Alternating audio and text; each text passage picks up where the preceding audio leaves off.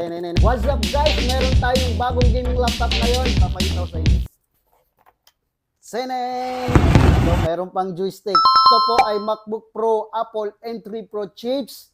14 inches. Meron siyang refresh rate na tinatawag natin ProMotion. Meaning to say up to 120 Hz. So, yun lang, pang gaming na. Bali ito, best for editing and gaming guys. This is pre-owned laptop. Bihira lang to sa Pilipinas. Ang brand new price niya ito sa Apple ay nasa 129,990. So, let's check guys. Check natin. This is space black color. Sobrang kinis. Good as brand new. Pwede nyo i-check dito sa store namin para makita nyo. Bale, mayroon siyang built-in HDMI tsaka Type-C ports at mayroon din siyang SD card port. Dito naman sa kabila, yung magnetic charging niya, dalawang Type-C ports and audio jack ports. You can play like PS5 games. Pwede yan.